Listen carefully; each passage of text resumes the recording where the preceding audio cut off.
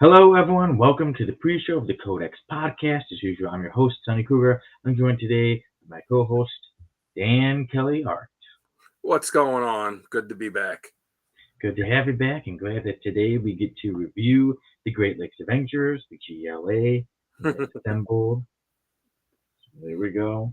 We got that for the first time in Codex podcast history. We're going to revisit someone in the F list. This person maybe some would say was unlucky to get onto the F list, but today they're getting the chance to make it out of the F list. And it is Shamrock. Can she get out in time for St. Patty's Day? I have a feeling she can. We'll see. We'll debate it. It'll be interesting. I'm like, oh, this is the first time we're doing something. I'm excited for that. I always like when there's something either a new segment or something to go on to the show. So I'm excited for that. I ran a panel of the week, especially when it comes to right or wrong.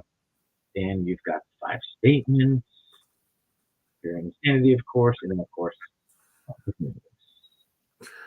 So I was wanting to ask, because when it used to be, when you used to have your regular co-host on here, and it would go, and then sometimes some of us would fill in, and it would go back and forth on who picked the reading that you would do the the review of.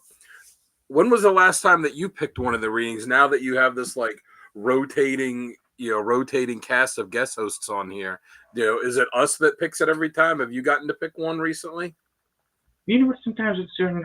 Last week sometimes we'll see what's going to go on with the short story. Sometimes an issue, but it's been a little while since I picked a longer story arc.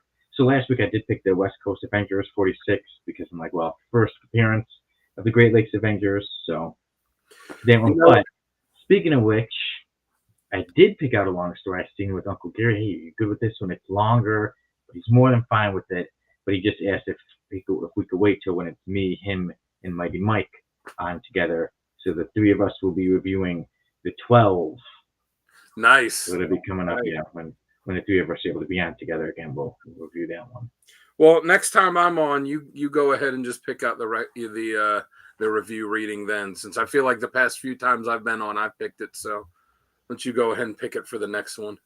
Sounds good to me, yeah. It's funny you mentioned West Coast Avengers. Sal just messaged me earlier that, one of the many dealers that he gets stuff from, he said, oh, the guy's got, he's selling the first 29 issues of West Coast Avengers and the first annual for $60. I was like, yeah, it's a pretty good deal. It's like $2 a book. And, a couple of the issues in that are worth a couple dollars more, like not a lot, but a couple dollars more. I was like, yeah, I'd say that's a fairly decent deal. And I said, if you want to, I'm biased because everyone knows my my love for the wackos, but I was like, if you want to go for the full run, it ran 102 issues and 8. He's like, yeah, I don't know if I want to go to try and complete another run, but I went, well, he's like, what did it go, 100 issues? I went, yeah, it went 102 issues and 8 annuals. I was like, there are some minor keys in it, but nothing that's going to break the bank, especially now that, back issue prices are starting to come down. But I was like, it's a good read. It's got some minor keys in it, some good, really good story arcs. And, it's not going to be super difficult to complete the run. Not like it was when I completed the run and nobody carried the books because they were like, so I don't want to say worthless, but when I got to like those last 4 or 5 issues I needed, they were hard to find, and vendors would go like, yeah, I got them. I just don't really bring them to shows because no one's interested in them. I was like, I'm interested in them. Man, yeah. And there's the thing too, how long ago was that when you completed your collection? It was probably around 10 years ago or so, maybe a little bit less than that. But yeah, it was around that time, like well before WandaVision, because when WandaVision came out, then all of a sudden it's like, the whole Vision Quest and the White Vision story, like, oh, well, that's a key now. And, and there were a couple other ones that came out of it where I found it so funny that I went from, taking a couple years, and you could always go like on eBay or Atomic Avenue or something, but it's not the same as like, it's the thrill of the hunt. And what's up, Bougie? But yeah, it took me a long time to complete it just because there was no value in it for vendors, and I just found it so funny that it took me so long to complete it because of that.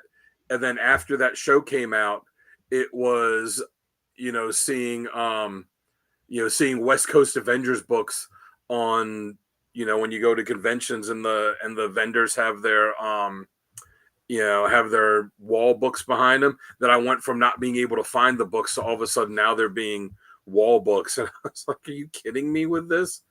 Yeah. Like, man, they talk about FOMO, but that's it. Yeah. And then you still got the complete collection, or did you ever trade any or anything like that? Did I still have your complete collection? Oh yeah. I've got the whole run.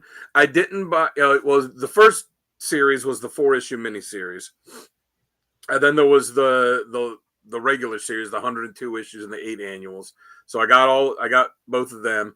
They did a third volume, and when it came out, I just looked at it as like, I'm not interested in this at all. It was mostly a team I didn't care about. It didn't run very long, so at some, but I'm buying the current series, which I like, which is volume 4. So at some point I'll probably pick up volume 3 just because it wasn't that many issues. I'll probably pick it up just for the sake, of having like the whole breadth of it.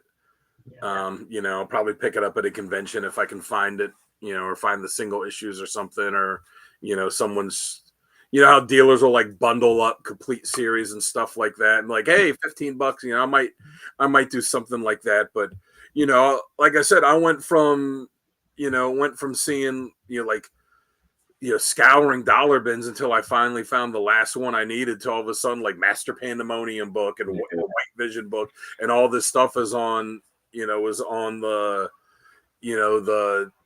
the wall book stuff, and it still makes me laugh when I see them up there. Like I said, they're good books. The hard way. Back in my day, I had to hunt for these. Yeah, but like, I mean, it's a good series. Don't get me wrong, but I just, it's one of those things. Like back in my day, I really was on the hunt for this. Yeah. And now these, youngsters, it's right there. But there's a lot of stuff I got that years ago that came out before my time, like 70s stuff, early 80s stuff that I got before like the the back issue prices really like exploded, that I'm glad I got then.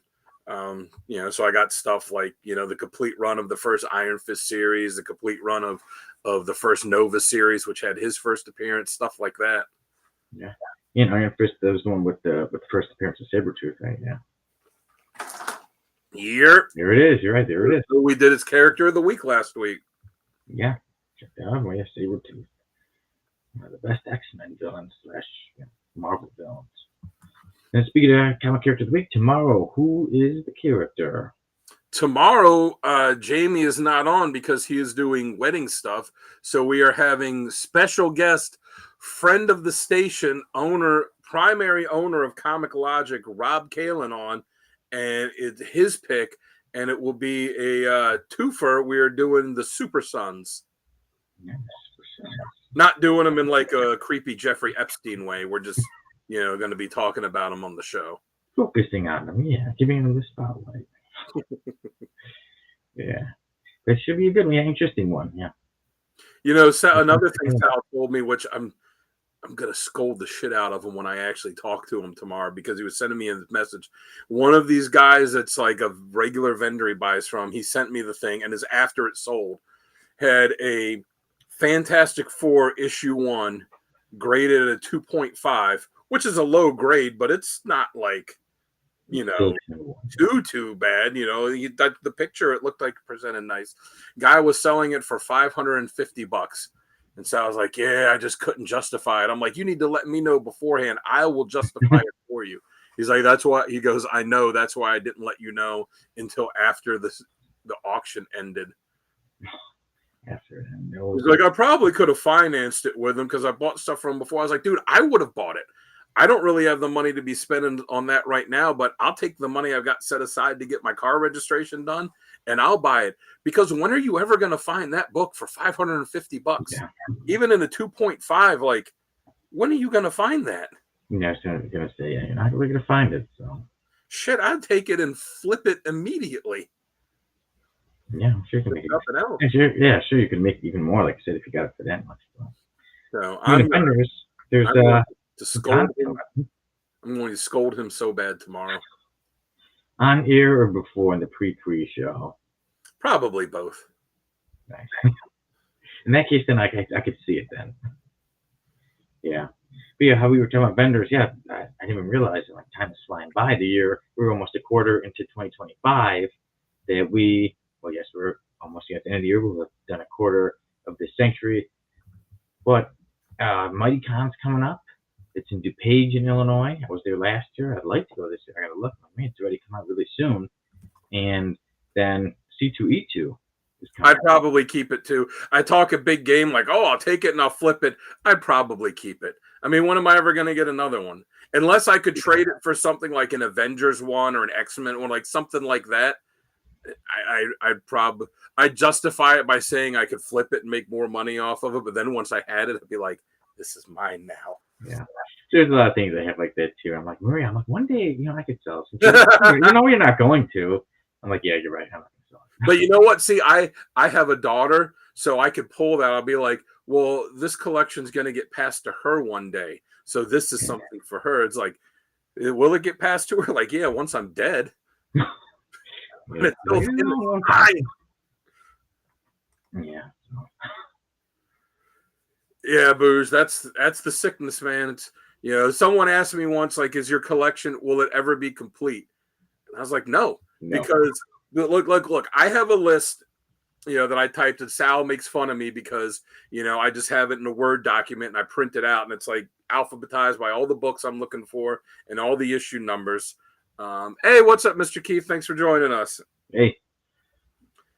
Yeah, and Fantastic Four is worth more. One is worth more than Avengers 1. So if I could get it and flip it for like an Avengers 1 and something else, But I got all, like, even if I were to win the Mega Millions and I was to get all the stuff that's on my spreadsheet list, like, all right, all of this is done. So like, is your collection done?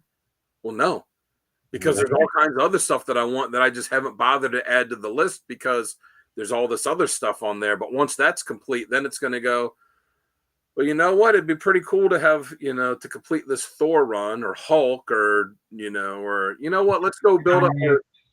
It's like I've got like 4 long boxes of Batman, but I could turn that into 8 long boxes if I keep buying. Like, so there's always this comic scene from the 40s, and if you were to complete the 40s, okay, let's get everything from the 30s. It will never end. That is one of my goals this year. Is I do want to get a Golden Age comic. I've got Silver Age and Bronze and Copper and Modern and whatever stupid name they want to give to them all, but I don't have a Golden Age book, so. That's one of my collecting goals for the year is to get one, at least one. Well, you got a little over 9 months. You can do it. Yeah. Yeah, we'll see. What about you? Do you have any collecting goals for the year? Collecting goals? I actually don't really have any collecting goals. I guess just certain stories. Just like, get around to reading this. Finally get to reading that. Your goal should be getting Vegetable Lover read and then graded. Okay, so the reading part is checked, but that is one thing I do want to get it graded because like when we looked it up and we said nobody has it graded, I do want to get that one graded. That would be so cool, man. You gotta, Sal's got the CGC member, or you know what? You're going to that convention, right? I'd like to, yeah. So. Yeah, doesn't CGC? That's a bigger convention, isn't it? Won't they have a booth set up there? C2E2 might, but I've never looked. But I never. They've got to have one set up. They got one set up at Baltimore where you can go. If you go at Baltimore, if you go like on the first day, the Friday at the beginning of the day, you could turn your stuff in and they'll grade it and you'll get it back by the end of the convention. Wow. Okay. And if you don't turn it in that early, they'll grade it and then they'll just send it back to you. All right. before we get to the actual show, what is a good price you think? So that I'm not being ripped off. If I say, hey, could you grade this? What do you think a good Oh, price? for grading it at CGC, is it like 20, 25 bucks, 30 bucks, something like, I think like 20, 25, something like that. Okay, yeah, I should do it. Yeah. Sal could answer that better. Yeah, he is the slab guy. So, but you would have the only graded one. but there you go, Dan. Yeah, yes, that is something I definitely want to do is get that one graded. So, grade Vegetable Lover, and then just read some other great comics throughout the year. What did you think of it after you read it? What was that? Let's see. It seemed like it'd be a perverted comic, and when I read it, I'm like, yeah, it's kind of what you would expect. Really? Because I didn't read it in detail, but I was like, well, I got to flip through this before I send it to him. And when I was looking at it, I was like, this is not the kind of Vegetable Lover that you were led to believe from the cover. Yeah, so it was not with the actual vegetables, but more like with people who would be considered vegetables. So yeah. I was like, oh yeah, so this is pretty bad. This definitely keep out of at least we got no kids here in this house. I don't have to worry about anybody getting a hold of that one. Well, if it's graded, then you don't have to worry because it's sealed in a case. Nobody can get it. And you can look at it like this. You've read it once. What are the chances you're going to want to go back and reread it again? Yeah, if I really want to, I can always take pictures of every single page before having it graded and then say, this is the one copy in the whole world. I mean, if you don't get it graded, I'm tempted to find a copy and buy it for myself and get it graded just so I can say I have the only one. I need to get on that now. I gotta beat you to. I gotta beat everybody to it. Be the first Vegetable Lover. Which was the convention you said was coming up soon? Not C2E2. What was the other one? Well, it's called MightyCon. MightyCon, yeah. Are you going? I'd like to go. I'm gonna look because it's already not this coming weekend. It's the following weekend. So I gotta see what's going on with that because I'm filming. I'm almost done filming a series without a series, so I have to see if I'm episode 4, right? Episode 4, the finale of it all. If you need any more music, you just let me know. Thank you, man. Yeah, so filming, I got a couple of scenes left. Editing, I'm still editing every single day. And then after I get through putting the scenes together, then I get focused on fixing the light and audio. That's when it comes to which songs fit these scenes. So are there going to be any good creators that are going to be at MightyCon? I haven't really looked yet. I literally just found out about it a couple of days ago. I'm like, wait a minute, it's already coming up, so I really got to do my research and look at that. Speaking of comic people, you know what? One of our buddies, our very own Jamie Wojcik, had an interview a few days. Well, actually, the interview was a while ago, but the video was posted. Jamie was interviewed on Nerdy Musings podcast. Yes, yeah, and then and actually before that podcast came out, he was on Nerdy Musings. Was on our Comics Unleashed, one of the episodes. Yes, that was good, and I did make sure to check it out. So, yeah. Who says something else says DeviantCon to go to? I don't know what you're talking about. Well, as long as you're not going to Toy Fair, because as soon as they walk in the door, be like, get out. Hey, why have they told me about Toy Fair? I do remember going there, but I haven't heard about it. Have they not told me anything? Was this at Epic MightyCon at Wendell Community Center? I don't think so. No, is that not? I just Googled MightyCon, and that's what came up. Oh no, that's in North Carolina. Yeah, it's my indie page. Yeah, Speech, Illinois. But it was good. I went there last year. I have it on the spot there. I don't know if I'm at any cons again, I'll be pulling out the camera now. I've upgraded my phone from Android 8 to Android 25, so there you go. We just have an excuse to use it. Go there, Dan. All right, I was just trying to look it up because if there's going to be any creators there that I like, I was going to send you some stuff and be like, get this signed for me. Nice. All right. Well, either way, I will let you know if I do end up going there, and then if you find out any creators too, let me know, man. And now for everybody watching, I think it's time we do a little countdown and then get on to the actual show. 4, 3.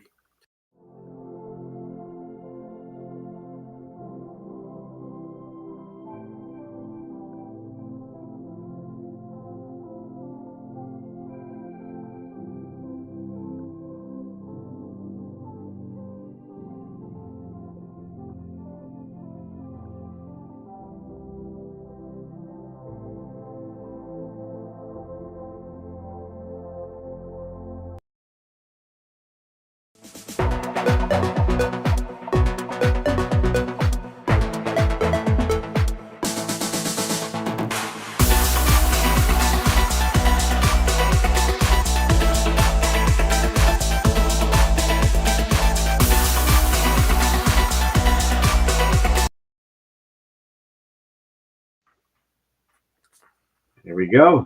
The I new was beginning. transported. So, I was overtaken by the spirit of dance. it happened. Yeah, thank you to Sal, the slab guy who put that together. Him and Uncle Gary, one of them put it together. Yeah, but so there we go. The new beginning. And now, in case you haven't joined us again, hello everyone. Welcome to another episode of the Codex Podcast. I'm your host, Sonny Kruger, joined by my co-host, Dan Kelly. And today, the Codex Podcast, we are reviewing the GLA, the Great Lakes Avengers, Misassembled, the 4-issue series. Also, we will be revisiting someone for the first time. Wait a minute, Mr. Kid says, wait, I need to go for a break. I need to break out my glow sticks. But today we will be going back to the F list. We'll be revisiting someone, and that someone is Shamrock. Can she be lucky enough to be the first character to get out of the F list? We've got a bunch of comic book news. We've got Variant Insanity. Dan is the man with the 5 statements and right or wrong for today. And of course, there also will be a random panel of the week. Captain America is fighting yet another world's deadliest assassin. Oh, there he is. Here's Sal. Hey, everyone. We were just giving you credit for that great intro that you made for the podcast. Who said, I need more X. Sal says Beast is an X-Man. Beast is an X Factor or Yeah. I don't know how you would say an X Factor or he's a member of X Factor. It doesn't really flow though. X Factor Man? I don't know. X Factor Man. All right, everyone. We had a fun pre-show today, and now it's time to jump on to the rundown.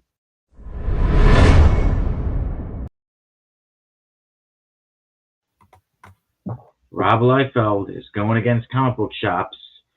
No surprise as he's pitting down comic book shops as he said he's going to sell his new Youngblood series because comic book shops are unreliable. Also, Sal says X Factor right. If you're a member of X Factor. It sounds like a mineral that you buy in one of those rock stores in the mall. I was going to say like a parasite. Doesn't go good. But also we got other news is that BRZRKR, the comic book made by Keanu Reeves, is going to be made into a movie. It's going set to have the director, Justin Lin, who is known for directing multiple Fast and Furious movies. What's up, Richard? Hey, Richard.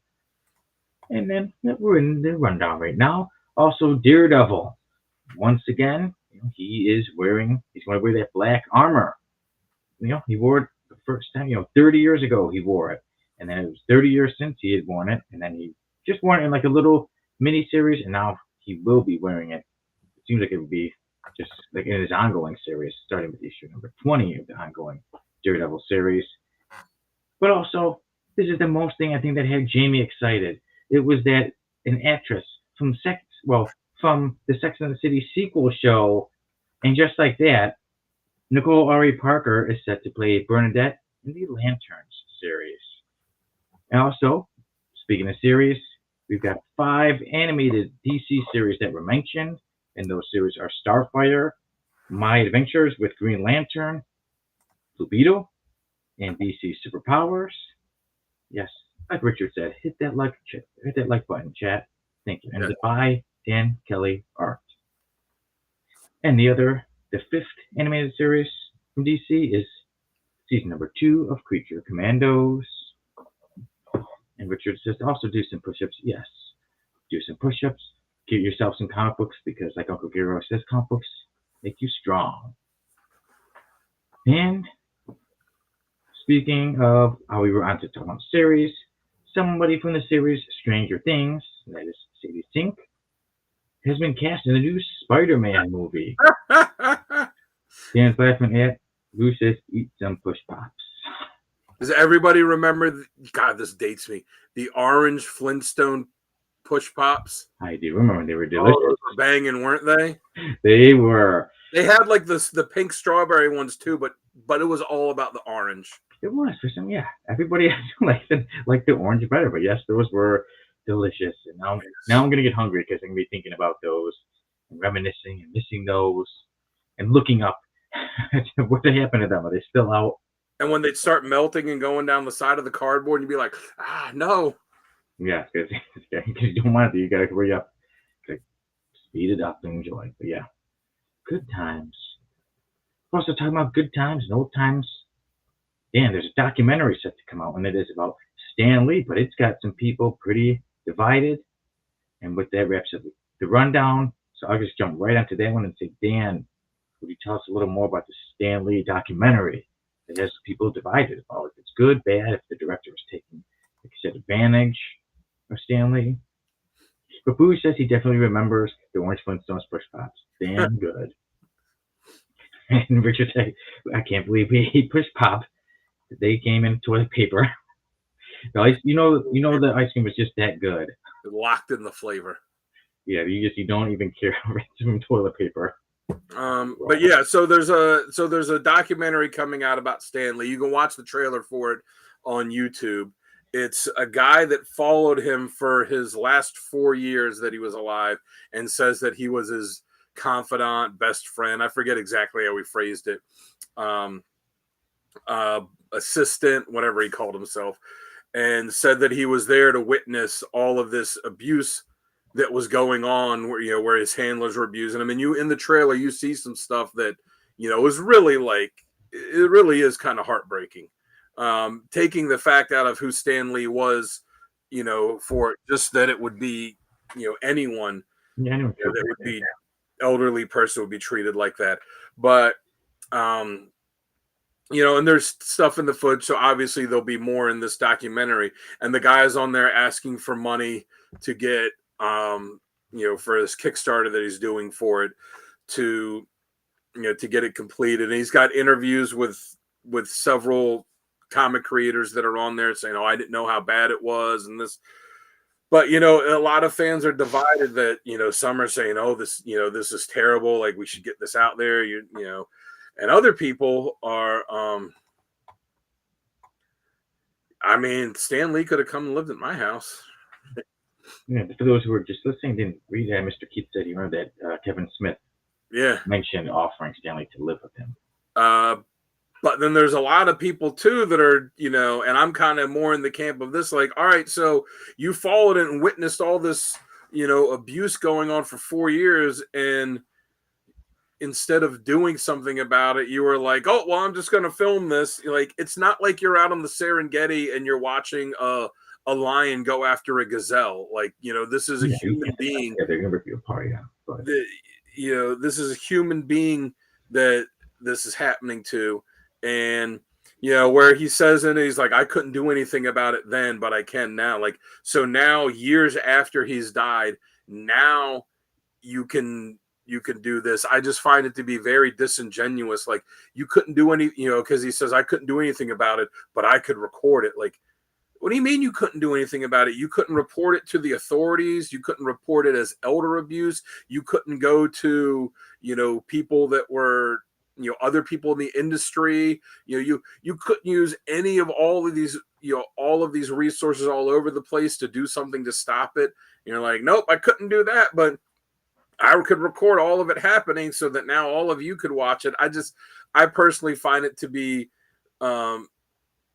very disingenuous and, kind of skeevy too. Like, Stan's been gone for years, and, there's still, he's still trying to, cash in and take advantage, of his name, which, is what these handlers of his were doing too. You see where he would be falling asleep in these meet and greets, and they'd have to prop him up in chairs. And, even reports where, like, when he was doing these signings that, that they were like having to hold his arm and move it so that he could sign this stuff and all this stuff. And, like, at no point did, you think you step in and just be like, no, this enough. I'm going to get someone. Like, I just don't buy that. Yeah, I'm with you. And then you made a great point when you said, TSL says he calls BS in that. Yeah. And he will not be supporting the Kickstarter. Neither will I. No, I won't do this. And look, there's whatever your opinions about Stan are, there's a lot of reports that, he took advantage of people throughout his career. The way that, that him and Marvel treated Jack Kirby, there's all that. But, but nothing like that was being done with this. And it's just not right, especially for what he meant. Like I said, not just for him being a celebrity and what he meant to the industry, just, him as a human being. And I personally kind of put some of the blame on the fans too, because, there's a thing that 9.9 Newsstand posted on Instagram earlier today about seeing two Amazing Spider-Mans, the first black costume one, 52, where they're both signed with a Stan Lee signature and it's smudged. And he did some research and found that there's 10 of these books that were all submitted by the same person, that are all either 9.6 or 9.8, that all have Stan Lee signatures and are all smudged. And he's, saying, is this real? Is this a scam? And somebody commented on it who's a vendor, said, I would, have people coming up to me that would get his signatures and, were saying, yeah, this, what was happening and, how sad it was. And, he said some of these guys that were his handlers would come up and try and buy books from him. And instead of paying him for them, would try and trade him some of these signed Stan Lee books for it because they just use it as currency. He's like, I never did it. I thought it was skeevy. I never went and got his autograph. And he said he would have people come up to him and say, yeah, I got the autograph, but man, I feel kind of bad. I feel bad about it. I regret it because of this and that. I'm like, it's easier to regret it after you got the thing that you want, because you still got his signature, but I feel bad about it. You didn't feel so bad about it that you didn't, still do it. And all of these people, especially these fans, they would all see this happening, see him slumped in the chair, barely coherent, not even, really able, to be in complete control of his faculties and know what's going on and all this. But they're still shoving books in front of him and shoving memorabilia in front of him to get signed. So I blame those people just as much as I blame the handlers. Yeah, if you stop, then you would stop having shows. Okay, people don't want it anymore. People are mad. Yeah. Yeah. Yeah, so I'll probably be checking out the documentary. And like you said, especially with the comparison of, like you said, animals, when you're watching a documentary, as sad as it may be, they have to watch the animals, let's say, rip each other apart and everything. What are you going to do? Really jump in, fight a huge elephant or lion, but this, you could speak up or at least call the police, something. Yeah. I mean, for 4 years, it's not like you said, oh, well, I traveled with him for 2 months. And like, okay, 2 months I could buy that you really weren't in a position to do something. 4 years, and you couldn't do anything? I don't believe that at all. Yeah. I got a problem with that. Yeah. Speaking of 4 years, in June will be 4 years that the Codex podcast, / Codex Station, has been going strong. And nobody's doing a documentary following us about our abuse of ourselves. Yeah, one day we'll get that documentary, and whoever makes the documentary, make me look good. All right, but speaking of people who, don't look so good, Rob Liefeld just seems to always fit the tiny little feet in his mouth, to put down say, oh, comic shops are unreliable, so I'm going to sell my Youngblood series myself. And like he said, he's made so many Kickstarters that never were finished. He's going to start this, it gets stopped. He's going to start this. So I'm going to pass on the Youngblood series that he's selling.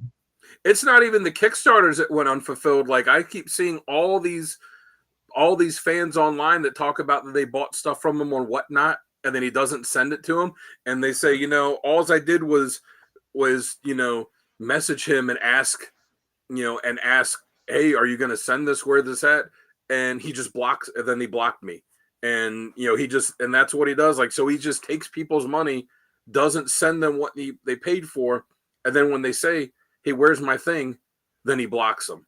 Like, why, money. Why would you trust him, with this? I think the reason he's doing it is that, when he put it out there that, he was bringing Youngblood back, there probably wasn't the excitement that he envisioned, and probably weren't enough, when orders started coming in for it and he started to see what the numbers were.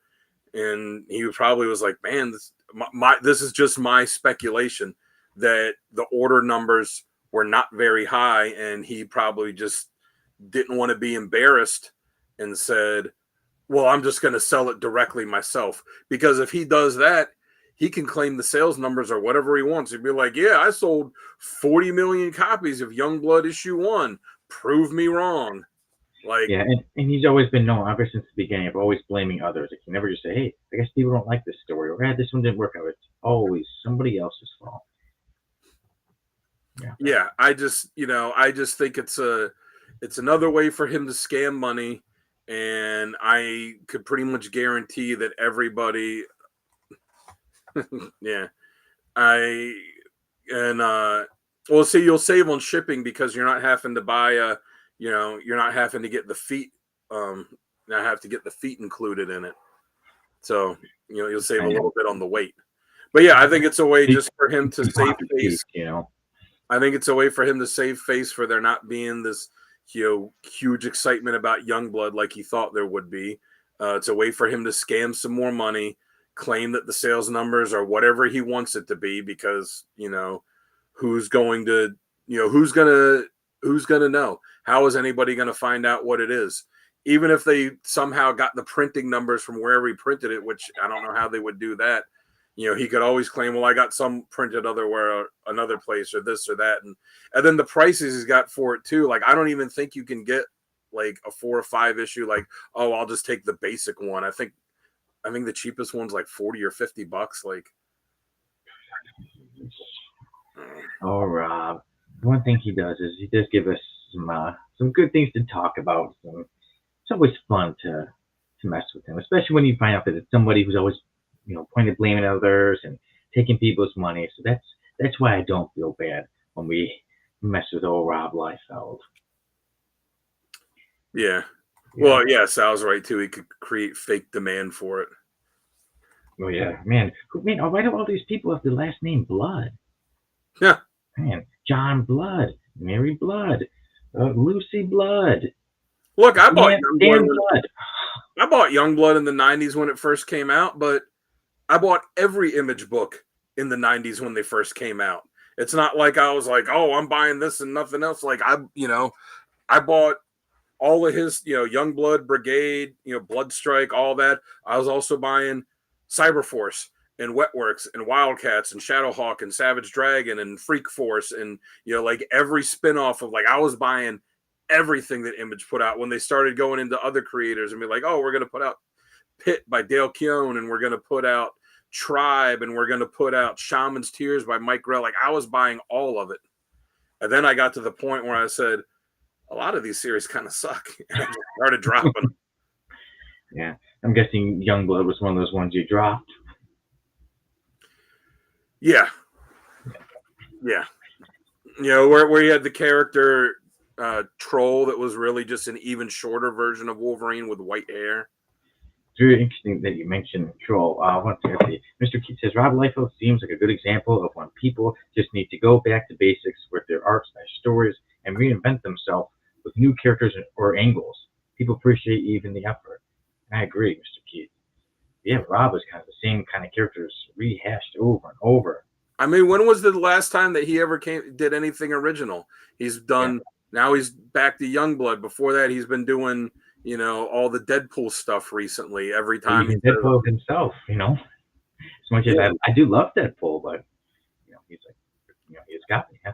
But doing that, and then I mean, honestly, think back, when was the last time Liefeld did, went out and said, "Oh, I'm creating something new"? I can't think of anything from the early Image days, and even that is creating something new.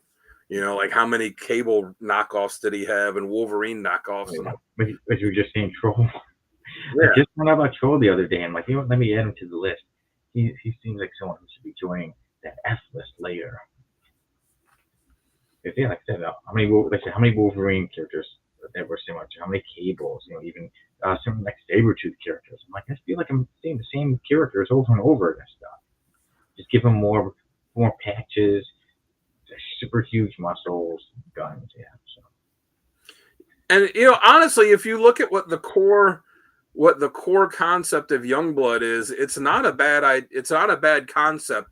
The whole thing of the government super team, and they've got the home team and away team, basically, if I remember right, it was like the one team, because they would do the flip book thing where like half the issue would be about one team and half the issue would be about the other. And if I remember right, it was like one team was kind of like the A team that was, they handle the domestic stuff, and the other ones to handle other stuff. But it's not a bad concept, and especially with some of the stuff he did with it, which is like, it's media driven because they're celebrities. So it's, being influenced by, what their costumes are going to be in this, that. It's the concept itself isn't bad, but it's the execution of it. It's like that.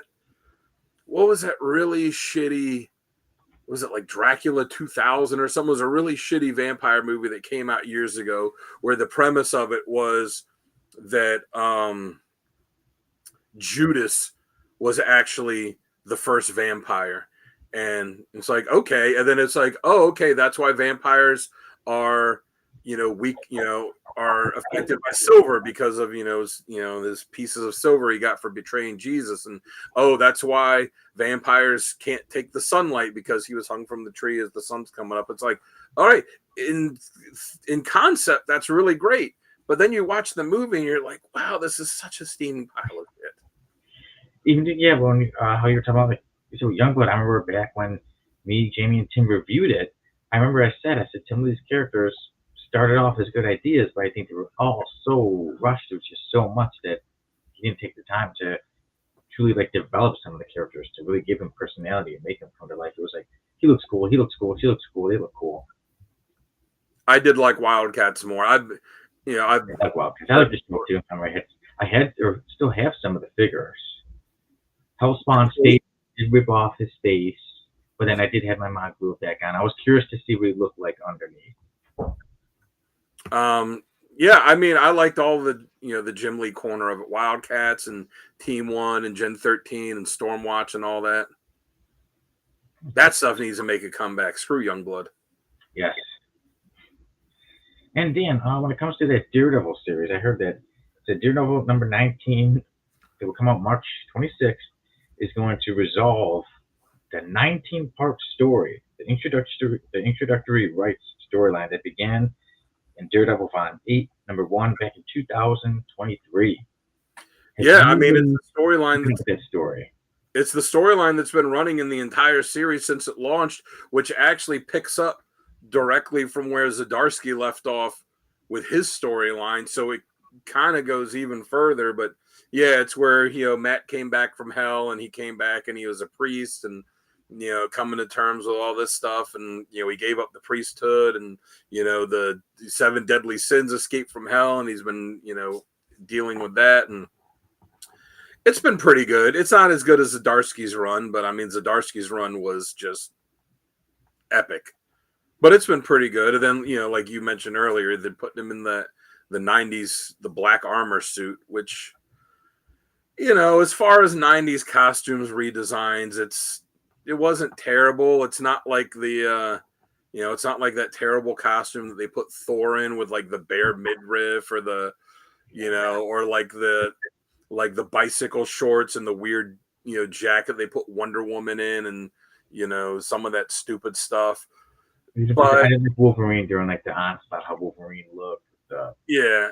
I mean, it's not when Wolverine didn't have a nose, like, it's of all the 90s costume redesigns, it's more towards the better side. Yeah, I do like the black armor. I think pretty cool. I like the red the best, but I do still like black. The only thing I didn't really like I thought it was decent. The only thing I really didn't like about it was like the razor looking shoulder pads. I was like, that just, for a guy whose whole thing is being agile and acrobatic and all that, like, I just don't see like big bulky shoulder pads as being something that would be part of his costume, especially when they look like they're all like these razor sharp metal things. Other than that, 90s though, the shoulder pads.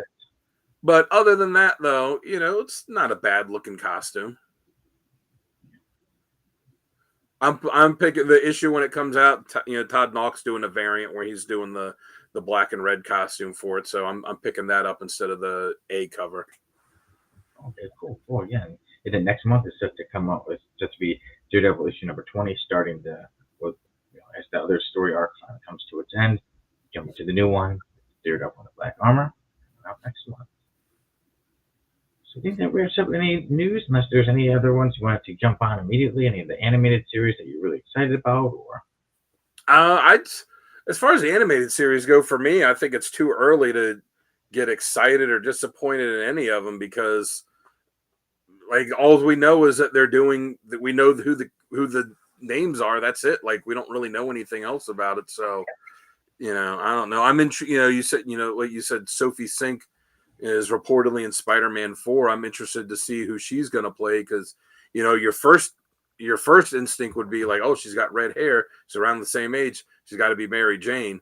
But, it's been speculated before that she was being looked at to play Jean Grey. So maybe she's going to be Jean Grey, and this will be them continuing to introduce X-Men characters.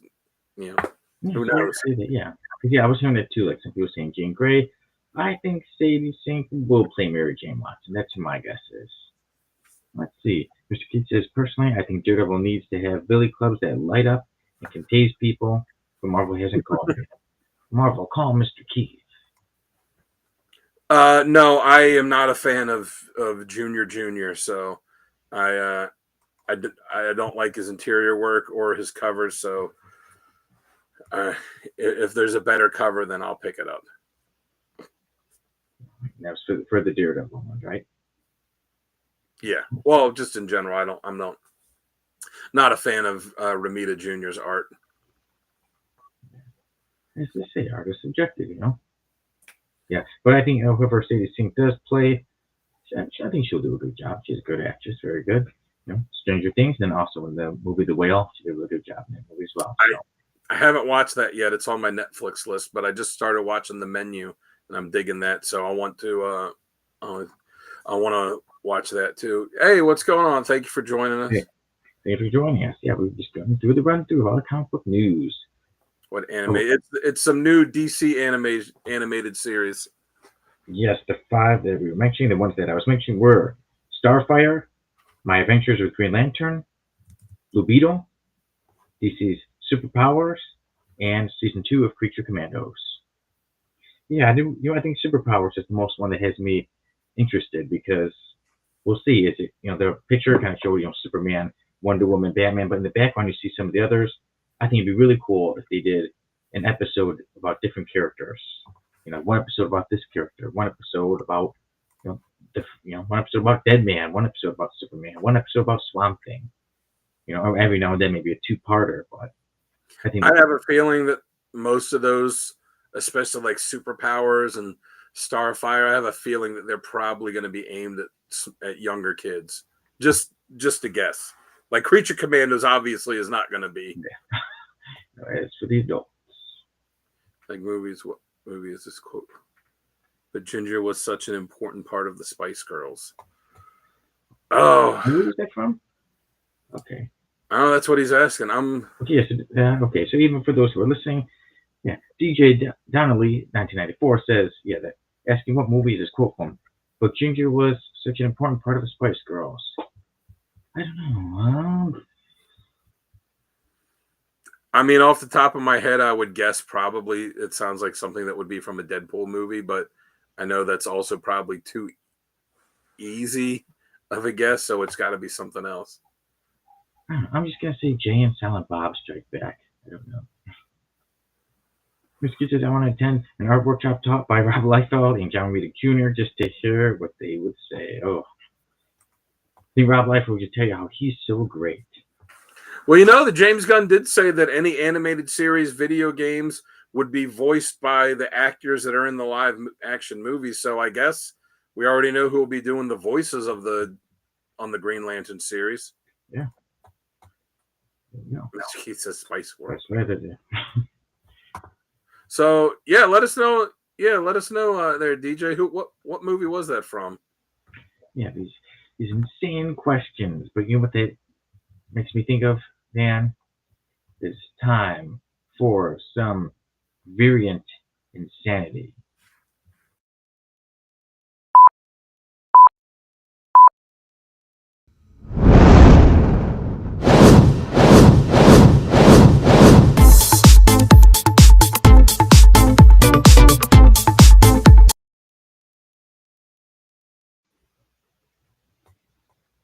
Okay, everyone, you know how this works. If you don't, you all take a guess as to which comic book this week had the most variants. Dan, What have you seen the Dynamite? issue, or do you know? Do you know it or no? I do not. I'm trying to think what Dynamite books came out this week because I'm just gonna take a stab and say that it's a book from Dynamite. All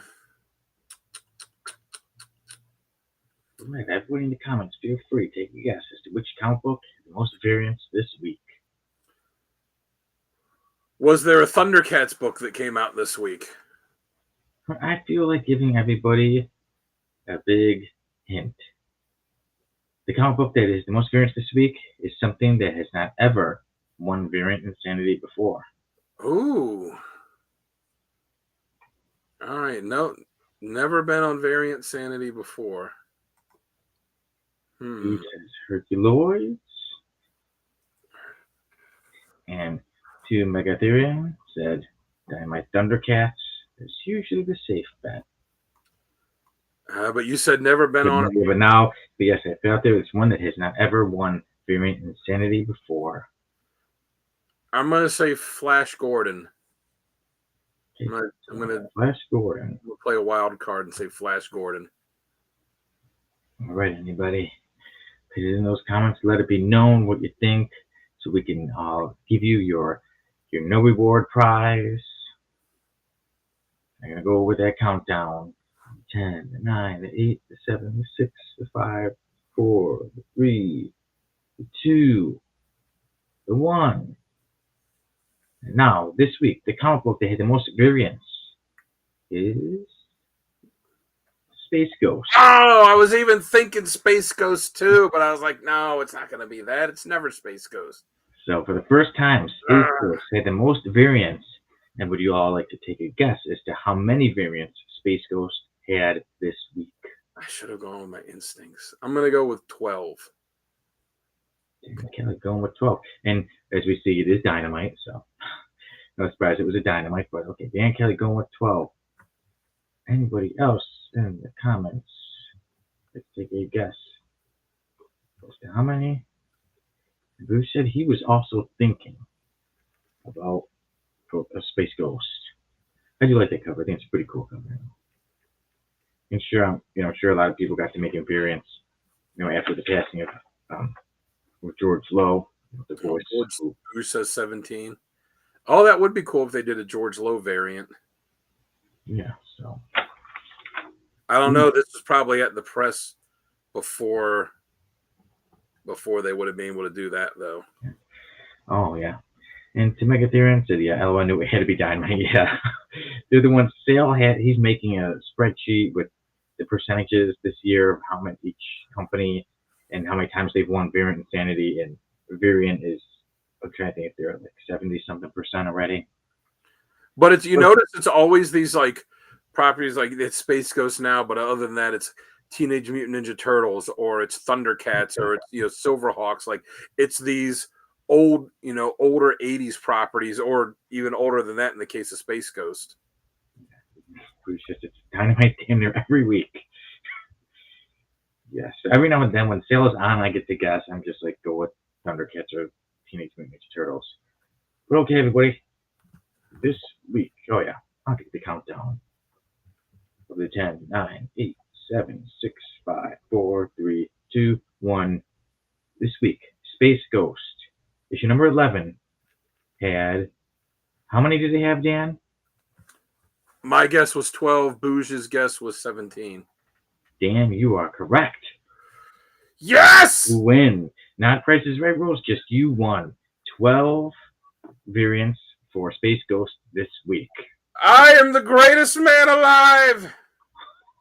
You got it, man. Kneel before my glory. There you go, Dan. Peasant. You win the bragging rights. Oh, yeah. We both did it at the same time. Yeah. There evening, just hanging background color. All right, yeah. So there we go. This week, Space Ghost issue number 11 has the most variants with 12. You know, maybe not. We don't have 12 statements. Mr. Dan Kelly has 5 statements for right or wrong. So Dan, take it away. All right, let me bring it up. I got them typed into my phone here. Let me prop this up here. All right, number 1, Daredevil Born Again, the show, was worth the wait that we had to wait from the end of the Netflix show to this, or if you want to say is a worthy successor to the Netflix show. You know what? Not being all caught up with it, I can't really say, like right or wrong. Have you watched any of it? Not. One day I'm just gonna go right through it. So. Damn it, Sonny. All right. Well, number 1 for anyone in the comments, Daredevil Born Again is a worthy successor, let's say a worthy continuation of the Netflix series. All right. Well, Boosh says right. Right, Boosh says right. What do you say, Dan? Do you say right or wrong? I say right. I've enjoyed the first 3 episodes. Mr. Keith is like me. I haven't seen it yet. Boosh says 1 right, but I haven't actually seen it yet. And I want to go with right just to be positive, but I'm like, I haven't seen it. I don't want to watch the whole thing and then be like, you know what? It doesn't live up to it. Maybe it will. I hope it does, because I plan to watch it all. All right, number 2. Well, that'd be like 4, 2. The showrunner has teased that there will be a major Marvel character that appears in the show that we don't know about. We already know about White Tiger. We already know about Punisher and all that. So I'm going to say number 2, Spider-Man will appear on Daredevil this season. Wrong. It'd be a cool idea. I hope you're right, but I'm just gonna go with wrong. Okay. They did kind of have a Spider-Man tease in the first or second episode when Wilson Fisk was talking to the press, and he was saying, we don't need these vigilantes, in their talking about like Spider-Man's costume with the webs or running around with skulls on their chest. And he kind of described Spider-Man's costume and then Daredevil and Punisher, but no one else. So, but even with that, I think number 2 I think it's wrong. I don't think it'll be Spider-Man. I think it'll be someone from one of the Netflix series like Luke Cage or Jessica Jones. But damn, it would be cool if it was Spidey. Bruce is wrong, but he hopes he's right. But he hopes he's wrong. He said wrong, but he hopes he's wrong. Mr. Keith said right, and to Mega Theory said Jeff is Jeff. Jeff the Land Shark? That would be pretty funny. Yeah. Oh, that would be good. Yeah. Or maybe they'll have She-Hulk show up for another one-night stand. Maybe, yeah. All right. Now I hope to see Jeff on there. All right, number 3. Spider-Man and Mary Jane will get back together in his new book when they relaunch Amazing Spider-Man. Right. Right. Now, see, Uncle Gary thinks that it'll be when they hit whatever legacy number is coming up for it, 800 or 900 or whatever. Yeah, he said a big one. Was it 1,000 or no? As an Iron Fist fan, I would love to see Danny Rand show up again. I would love to see him show up with a good actor that actually looks like Iron Fist, that actually will take the time to learn fight choreography and not be such a whiny little bitch. So I would hope so. For that role, I'd shave the beard and I'd learn that choreography. Mr. Keith says right. So what did you say, Sonny, for number 3? You said right? I said right, yeah. I'm going to say wrong, even though it's my question. I think Marvel's still going to screw around with us. We shall see. All right, number 4. Jason Momoa's Lobo will make an appearance, even if it's a cameo, will make an appearance in the new Superman movie. I'm gonna say right. I'm gonna say yeah. I think it'll be like a quick, literally a few seconds. But I'm gonna go with right. I hope so. I think it'll be cool. I'm gonna say right as well. I think it'll be a post-credit scene with him. Yeah, I was almost thinking about saying post credits, and I'm like, no, maybe he's gonna be flying. So I'm gonna go with. Well, because I know that they're starting to film the Supergirl movie already, but I saw some thing that James Gunn put up on Twitter where I guess a text message he got from Jason Momoa like right after he got named president about playing Lobo, wanting to play Lobo, and well, yep, everybody's right saying right on this one. And he said he loves what he's seen Momoa do with Lobo already. I'm like, okay, so you only just started filming the Supergirl movie, so maybe yeah.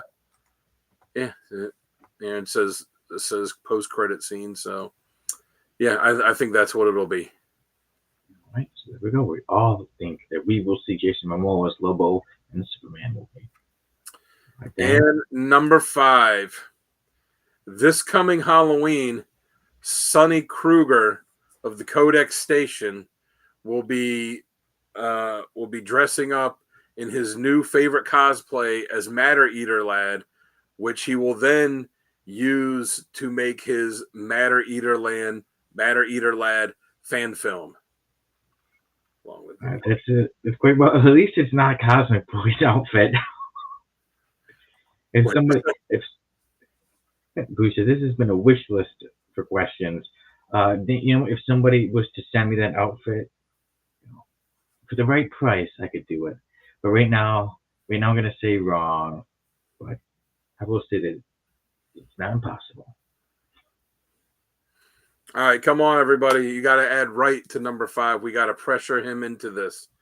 Sonny and his Matter Eater Lad cosplay. There we go. Boosh does right with all capitals. An enthusiastic right. If Gary was here, he would be agreeing with me. Mr. Keith says right. And you know what? If I was to do it, I mean, I get into my parts. I would really be eating stuff.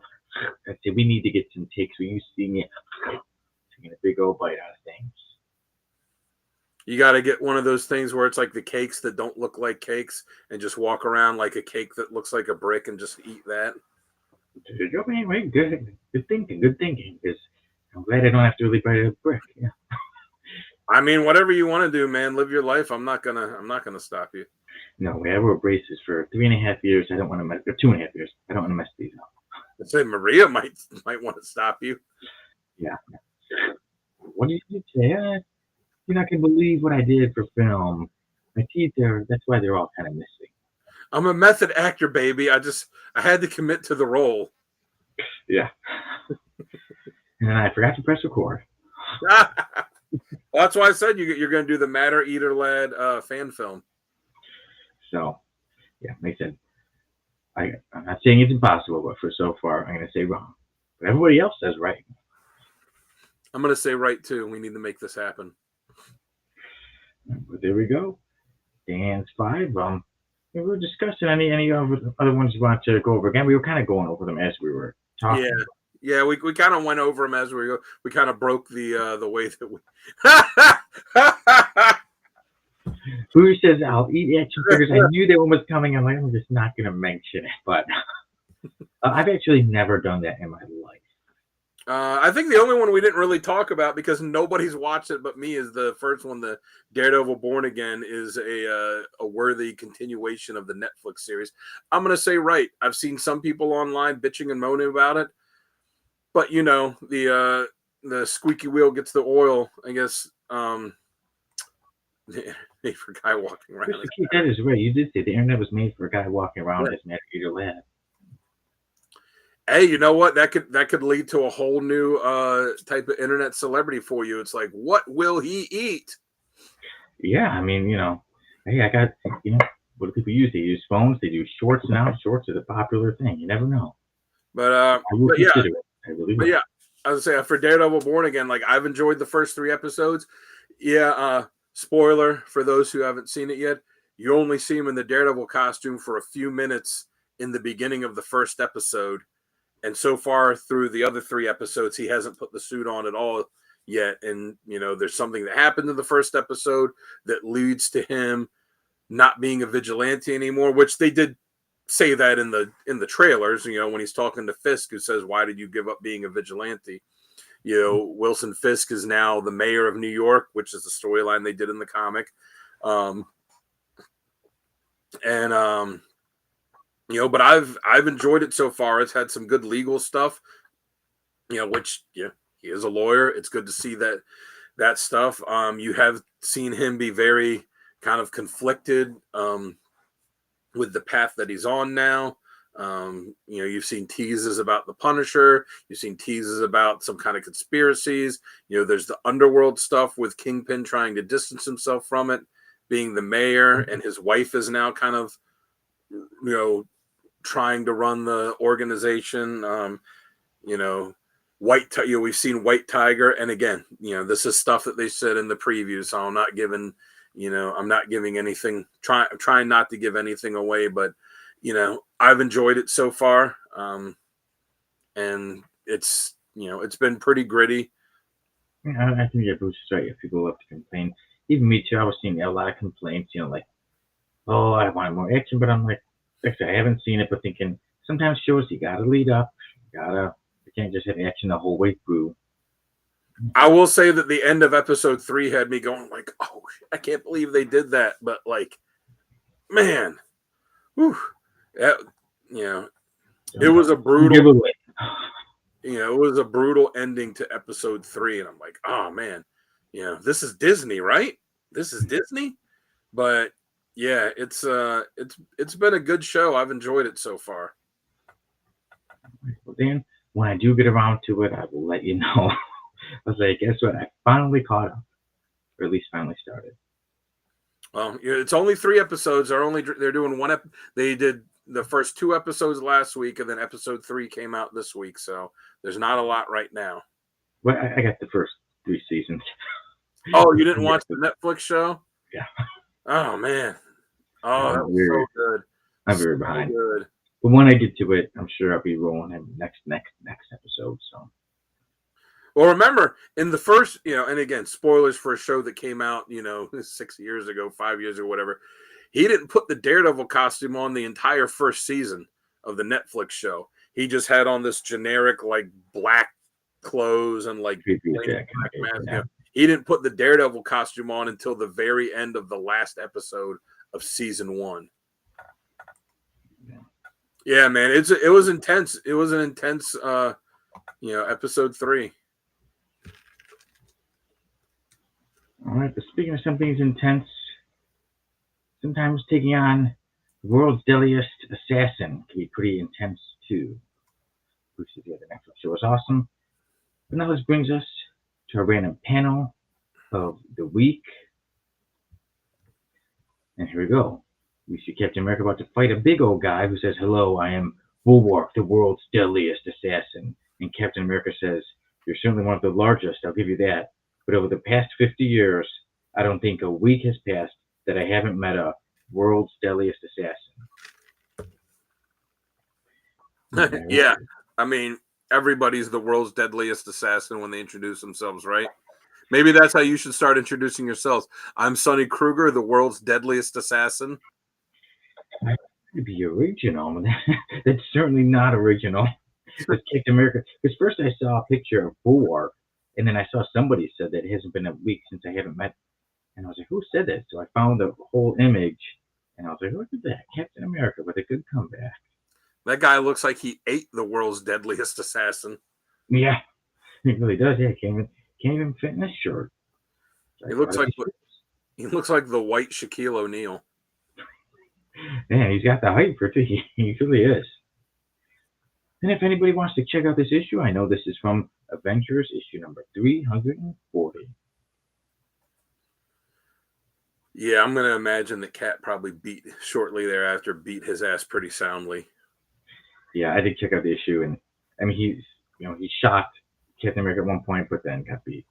Mr. Keith, what did he say? Was it more like World's Deadliest Appointment? Yeah. Yeah. It wasn't much of a fight for Captain. And Bougie said perfect Kingpin for Vincent D'Onofrio. I agree. He is absolute perfection in that role.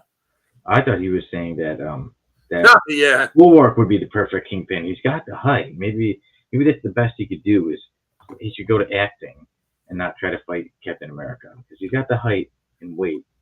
What do you think his voice sounds like? I think it's probably something along the lines of, "I am Bulwark, world's deadliest assassin." She pretty much nailed it. I think so too. I can clearly see him talking like that. Yes. Oh, man. So there we go. World's deadliest assassin, Bulwark. What a stupid name. Yeah, I don't know. But what's his costume? His costume is just like he took his shirt off and put on some put on some gloves. some cleaning gloves. Yeah. So. Yeah. I'm not surprised that we have not seen more of Bulwark. Maybe Bulwark could be a future F-lister. As soon as I saw it, that's how I found. I was looking for F-listers, and then I found that. I'm like, I should just at least put that on the random panel of the week because today the F-list is going to be very different. So I think it's time, Dan. I think it's time.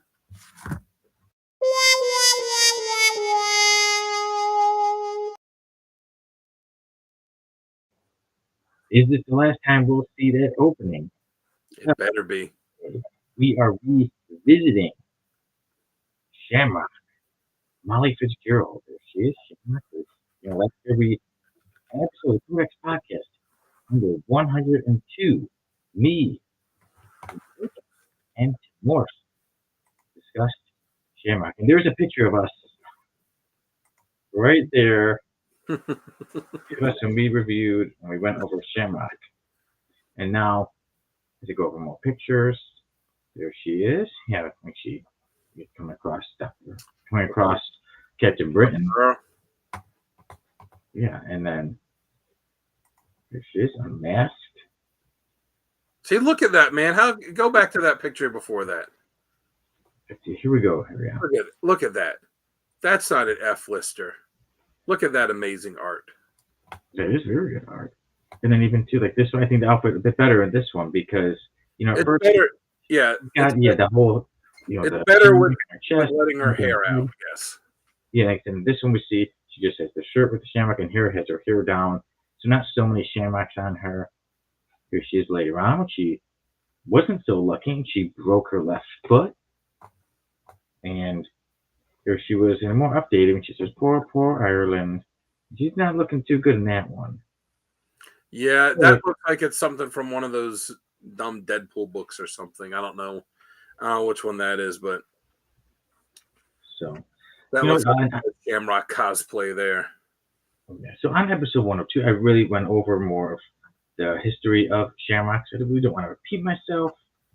We don't like to constantly repeat, but I'll just go over a few things. Right, that Shamrock, Molly Fitzgerald, I'll put it right there. She was created by Mark Grunwald, Bill Mantlo, Stephen Grant, and John Romita Jr. And her first appearance was in Marvel Superhero Contest of Champions #1. She does have quite a bit of a history, but usually on the Codex podcast, we have someone guess the history of the characters. And it was Jamie who said she was mad that she didn't get the Shamrock shake at McDonald's. But he was wrong. There's definitely more of a story to Shamrock, quite a bit of a story. And she has fought quite a few characters. Like I said, she was in Contest of Champions, and her team was up against Captain America's team. And Shamrock was lucky enough to get what she needed. She won the contest, or she won that round for her team. Also, she had a horrible father who had Arnim Zola get a hold of her and was trying to take her luck, but she defeated Arnim Zola. And when her father went to shoot her, she's got the luck of the Irish. She's lucky. Her father's gun exploded and it killed him. Well, he doesn't seem like he was too good of a guy. Later on, right, she tried to leave the superhero life, but every now and then won't be called back to it. She even opened up a salon and was a very talented hairdresser. Her luck ran out when she did break her left but she seems to be a pretty decent character. And back to this episode on 102, when me, Tim, and Jamie talked about it. I mean, looks like you had the best view. Yeah, I know, yeah, right in between her legs. So I had originally said that Shamrock, I said, I think she could one day make it out of the F list. Tim had said that he didn't think she was a part of the F list to begin with. He said she was maybe D or possibly E, but not to be in the F list with characters like Heavy Flow, Ruby Tuesday, or Fluff. Jamie said that Shamrock, for her getting out of the F list, he said, no chance in green hell. Well, Jamie's a hater. I mean, we all know Jamie's a hater. So, Dan, I know you have spoken out quite a bit, and you say she does not deserve to be in that beginning. Let's see, Mr. Keith says not to nitpick, but her costume makes the case for superheroes having belts. It breaks up the color. Yeah, pretty good point. I don't know. I kind of booty party. So, Dan, you've said a few times that you don't think she deserves to be on the F list. So now, take it away. No, I didn't think she deserved to be on the F list. Like, yeah, she's not an A-list character, but I think, you know, she's a D+, C- character. She could be better if, you know, it's another character. If she was used, it's another character that's just sitting out there in obscurity. Her costume is much better without the skull cap. Yeah, there with the hair coming out, her costume is much better that way. I would give the costume a little bit of a redesign. I don't think I would do anything super drastic on it. You know, but I'd make a couple little tweaks here and there. But you know, I think she's a decent character, and you know, again, you know, I wouldn't say that she's a main character in something, but I think she would be. Yeah, what's up, girl? I think that she would be a good supporting character in someone else's book.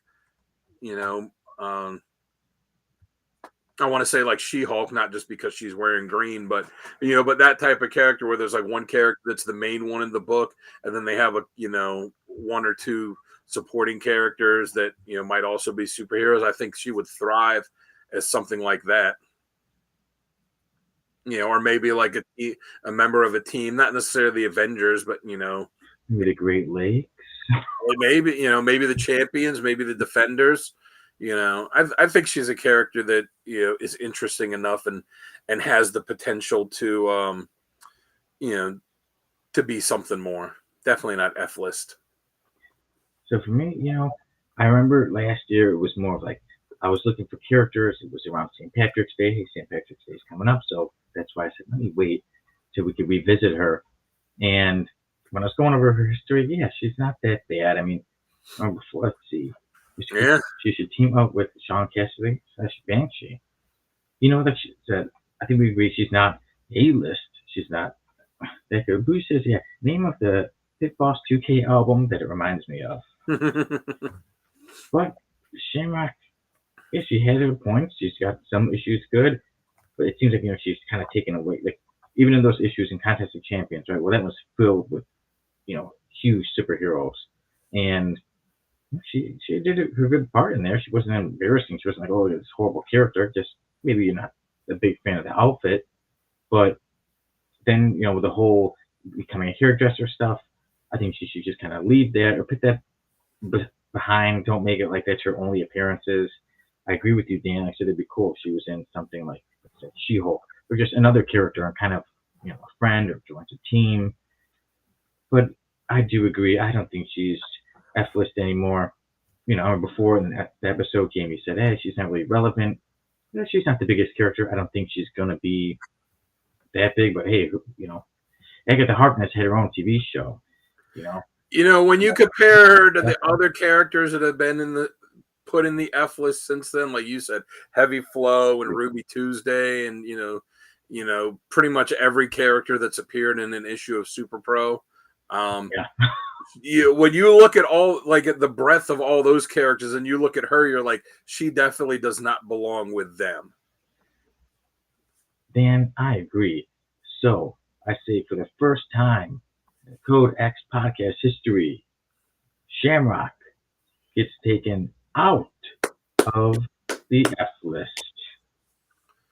Excellent. Congrats, girl. Now All she's right, you hear looking. that? You hear that, Sal? You got to make a new title card.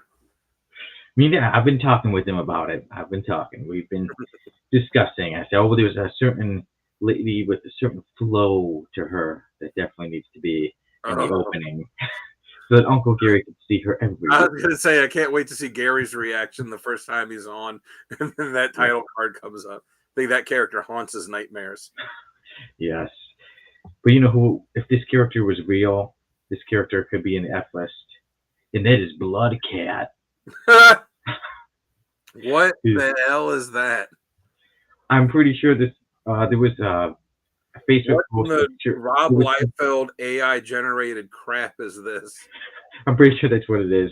So it was some kind of, a Facebook group, and there was some comment about Rob Liefeld, and somebody by the name of David had posted this, and he said Blood Cat, and I said I'm like, it would definitely be a Rob Liefeld character. So I'm pretty sure this is AI. Someone used their cat's head and with huge muscles, all the pockets, the guns, there's swords behind.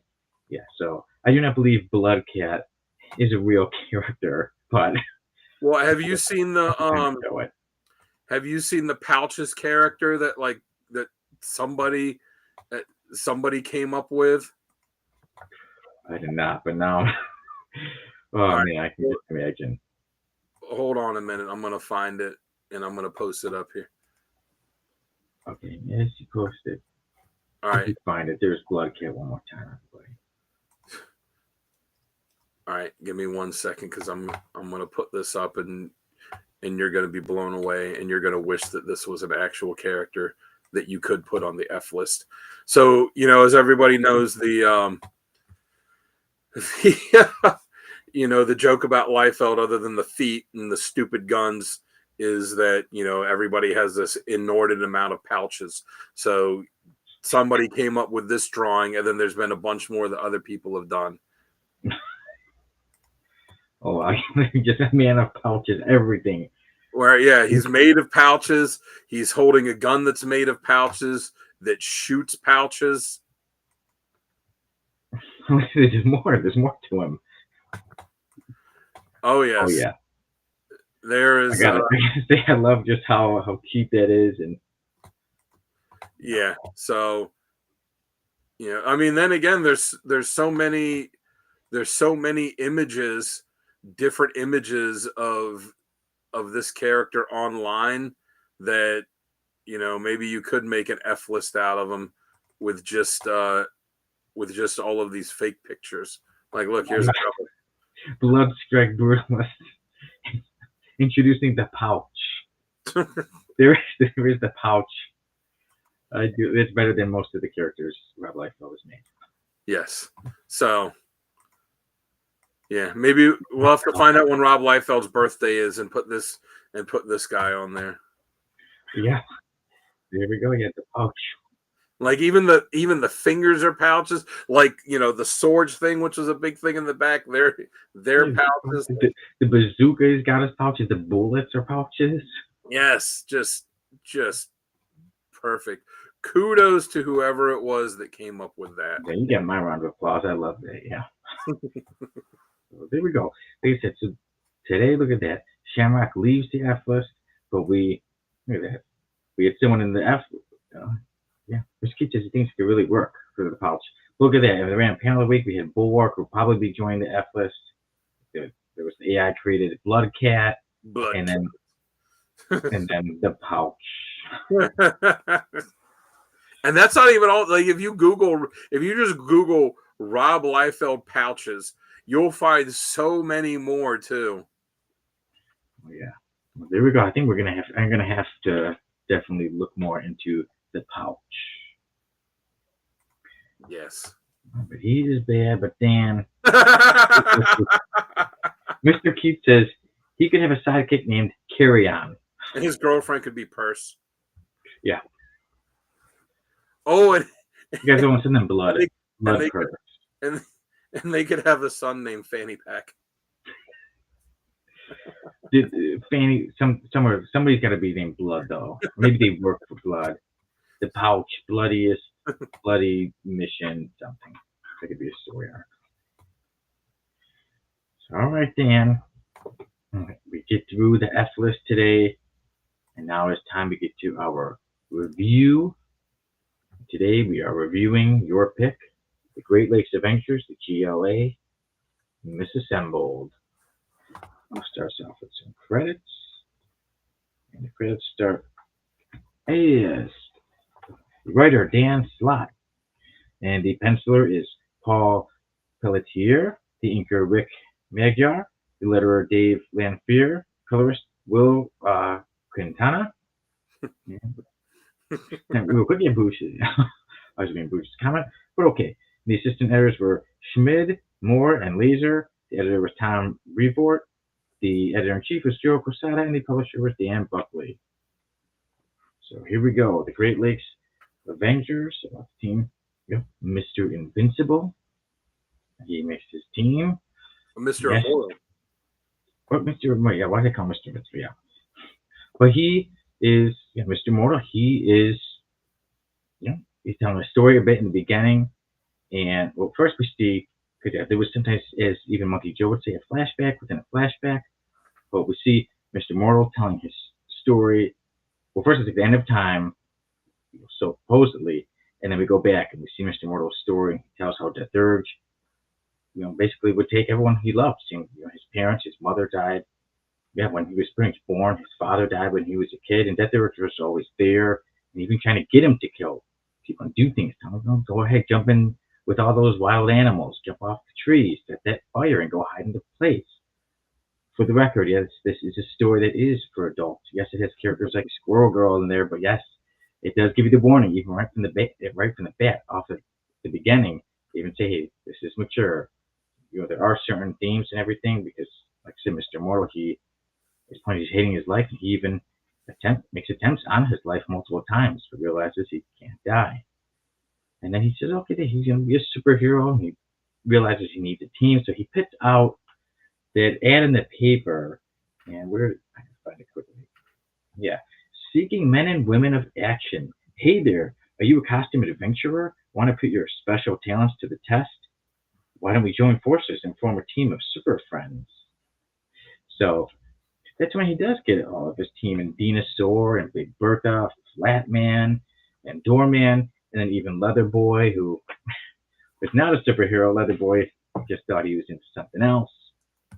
But they're the team. They're the Great Lakes Avengers of Wisconsin.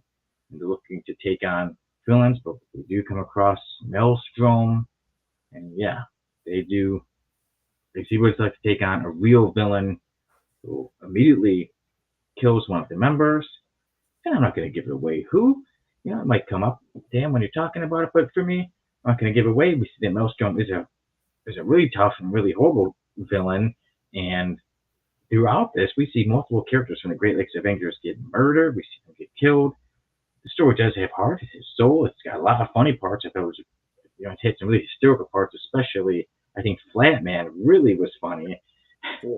But, yeah, so there's a lot of good things. A lot of cameos in there. You see Wolverine, you see Hawkeye. Last week, me and Uncle Gary reviewed West Coast Avengers number 46. So sometimes they refer back to that. And yep, Hawkeye and Mockingbird were members of the Great Lakes Avengers for a short time.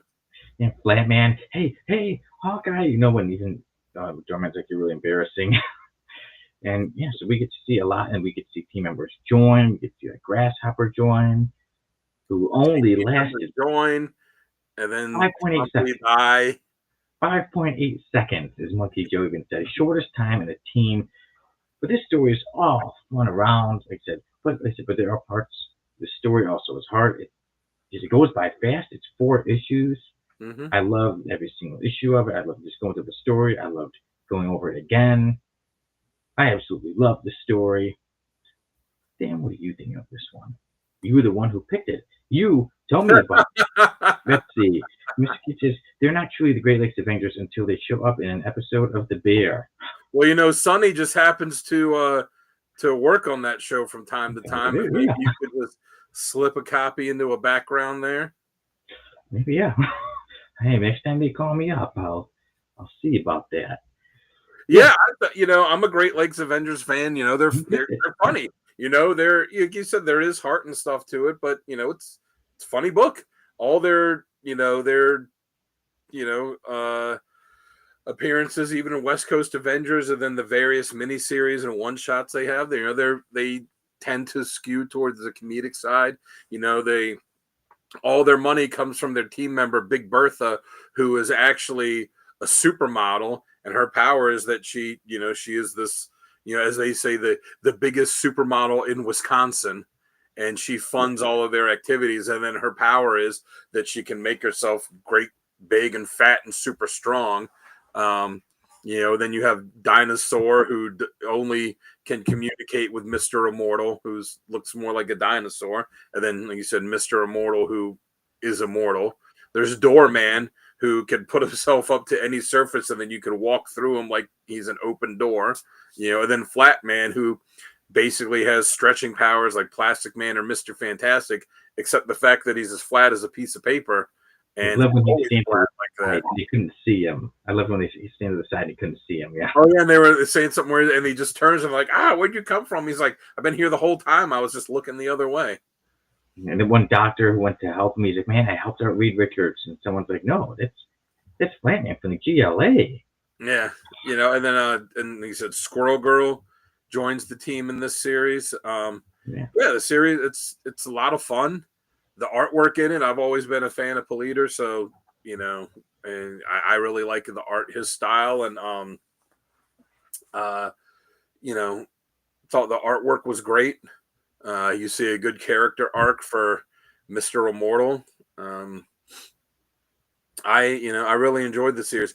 I'm not a fan of Squirrel Girl. I know everybody's like, oh my God, Squirrel Girl's so great. I think Squirrel Girl is the stupidest damn character, the stupidest shit.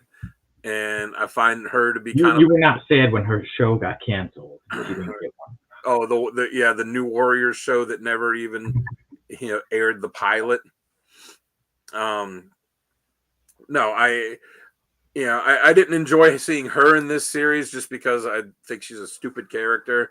I did find the little Monkey Joe things popping up throughout it to be kind of annoying, but other than that, I enjoyed it. I've got all the Great Lakes Avengers stuff, and granted, there's not many of them. There's been a couple. There was this mini series, and then after they got sued, where they where they were gonna get sued for using the Avengers name, and they realized they were all mutants. They changed their name to the Great Lakes X-Men, and they were the GLX. They had like a mini series and a one shot for that, and then they had another series when they went back to being Great Lakes Avengers.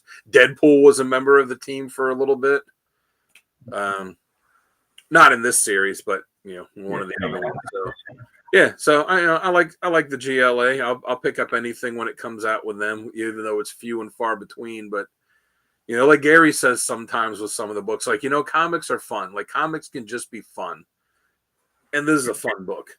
Oh yeah, a lot of fun parts. So with Dan, how you were the one who picked it out for me first when went to find it online, and as soon as I started looking at it, I said, no, this is one I already know I'm really gonna like. I want to buy it. I want to read it, and I did. So I'm very glad that I did. Yeah, because you've turned me on to the Great Lakes Avengers. I'm a big fan. So there's so many good fun parts in here. Like the action is good too. There is good action, but like it's a lot of fun parts. I really do like the artwork, like you said. Even too sometimes the lettering would be cool in different ways. Like one part it was like all blood, and even to Splash when Big Bertha went to the restroom. Yeah, it's a fun book. Like I said, not just the good characters, but a good creative team on it too. Yeah, even to the simple things, like using a car when they get stuck on like I-94. I've driven on I-94. I'm like, knowing those parts. Yeah. So. And remember, and then when this series came out, it's when Hawkeye was dead. So they had the little board of all their deceased members, and they were like, "Why are there so many on here?" Yeah.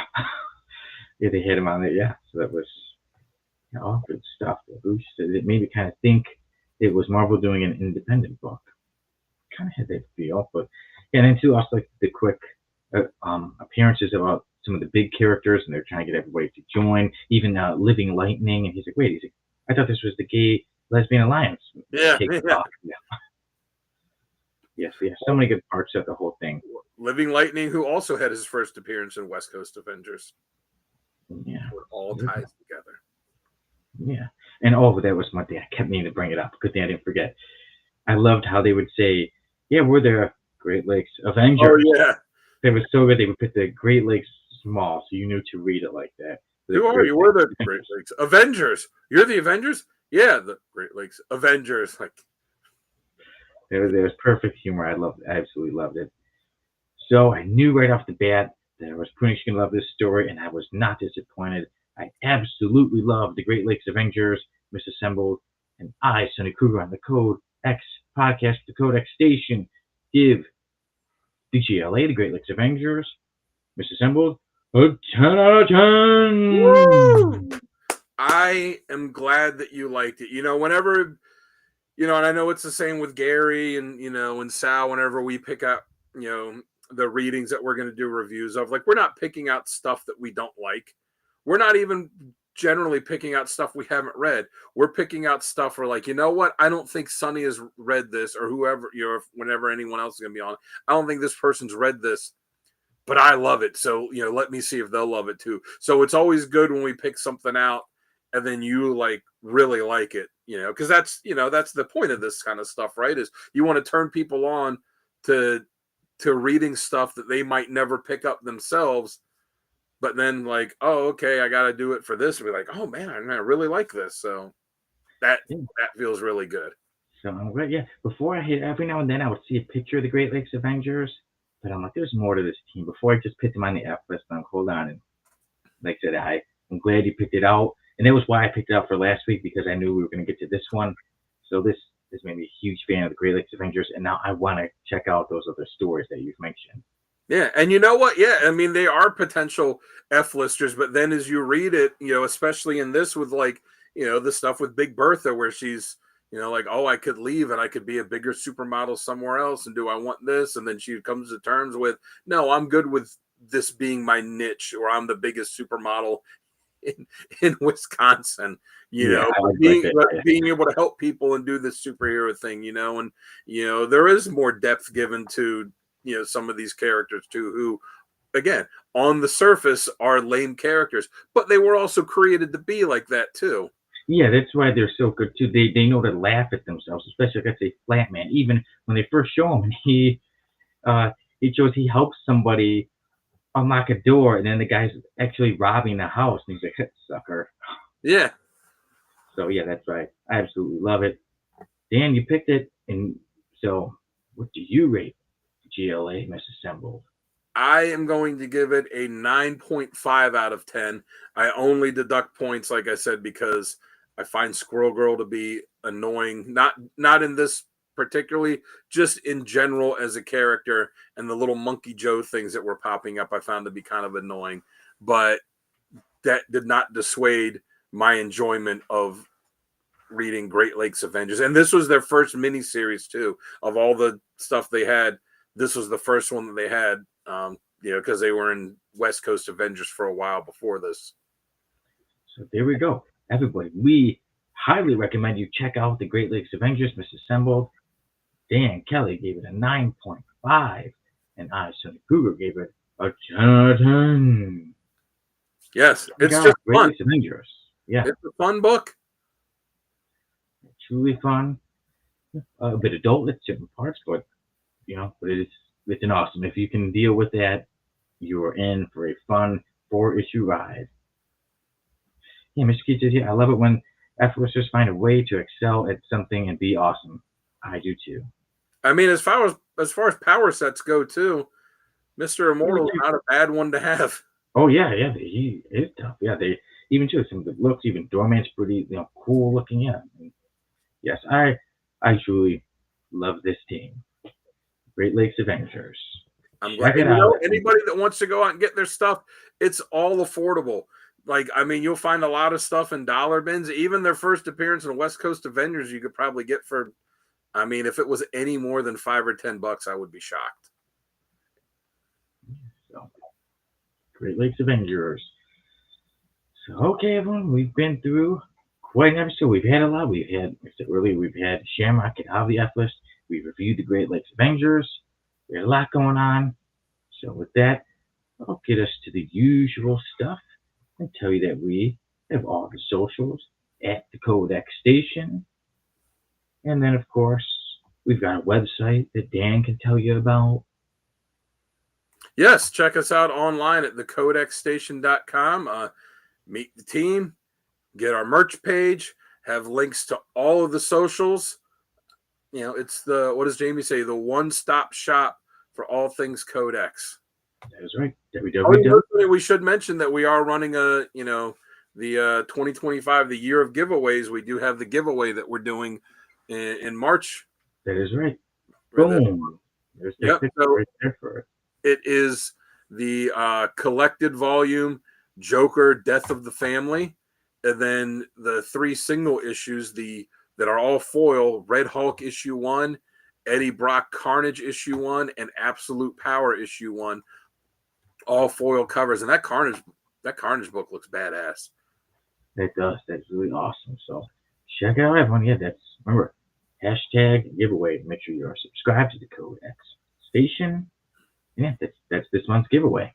Yes. So check it out. At the end of the month. To you. Yeah. At the end of the month, we'll pick a name, of everybody entered, and that person will receive all of these wonderful free books. Yeah. What's better than free? Who will get lucky? Like Shamrock. I like what you did there. I see what you did there. Yeah. So, everyone, with that, I can say we wrap this up. Thank you for joining us. Next week, I will not be here. We'll keep you updated online on what we do, if we do have an episode or not. But I'm going for good reasons. Bruce says, that Carnage is sick. Agreed. Yeah. So I got good reasons for next week. It's family stuff, so it's all nice. I shall be back in 2 weeks. In the meantime, I hope you all have a great time. Go check out all the other shows we've got on the Codex Station, the Comic Character of the Week, and Comics Unleashed, and Comics 101. A whole bunch of stuff every week. And I hope you all have a day, a week, a month, everything that is a 10 out of 10. Yeah, bye.